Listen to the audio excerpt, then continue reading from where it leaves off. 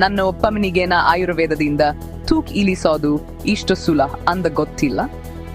ಯಾವುದು ನಿಜವಾಗ್ಲೂ ಕೆಲಸ ಮಾರುತ್ತೆ ಮಂದ ನೋಡೋಣ ಬನ್ನಿ. ಆಯುರ್ವೇದದಲ್ಲಿ ತೂಕ ನಿರ್ವಹಣೆ ಅಂದರೆ ಬರೀ ಆಹಾರ ಪದ್ಧತಿ ಅಲ್ಲ, ಅದು ಸಮತೋಲ.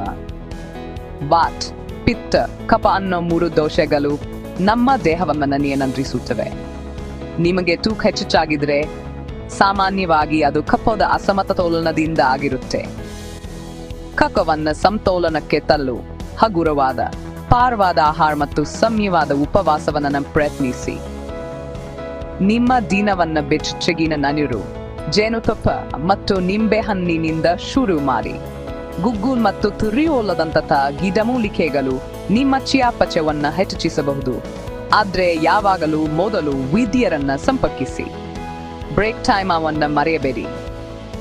ಸೂರ್ಯ ನಮಸ್ಕಾರದಂತ ಯೋಗ ಭಂಗಿಗಳು ಮತ್ತು ಕಪಾಲಭಾತಿ ಅಂತ ಉಸಿರಾಟದ ವ್ಯಾಯಾಮಗಳು ಹೊಟ್ಟೆ ಕೊಬ್ಬನ್ನು ಕರಗಿಸಲು ಮತ್ತು ಶಕ್ತಿಯನ್ನ ಹೆಚ್ಚಿಸಲು ಸಹಾಯ ಮಾಡುತ್ತವೆ.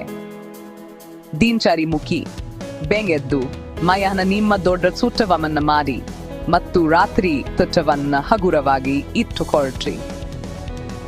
ಉಪ್ಪು, ಸಕ್ಕರೆ, ಕೊಬ್ಬಿನಾಂಶ ಇರುವ ಆಹಾರಗಳನ್ನು ತಪ್ಪಿಸಿ ಮತ್ತು ತಣ್ಣನೆಯ ಪಾನೀಯಗಳು ಹಾಗೂ ಜಂಕ್ ಫುಡ್ಗಳನ್ನು ಬಿಟ್ಟು ಬಿಡಿ. ಆಯುರ್ವೇದಕ್ಕೆ ತಾಳ್ಮೆ ಬೇಕು, ಅಂದ್ರೆ ಸ್ಥಿರವಾದ ಅಭ್ಯಾಸಗಳಿಂದ ನೀವು ನಿಜವಾದ ಬದಲಾವಣೆಗಳನ್ನು ನೋಡುತ್ತೀರಿ. ಯಾವ ಸಲಹೆಯನ್ನು ನೀವು ಮೊದಲು ಪ್ರಯತ್ನಿಸುತ್ತೀರಿ? ಕಾಮೆಂಟ್ಗಳಲ್ಲಿ ನಮಗೆ ತಿಳಿಸಿ ಮತ್ತು ನೆನಪಿಡಿ, ಇದು ನಿಮ್ಮಿಂದ ಸಾಧ್ಯ.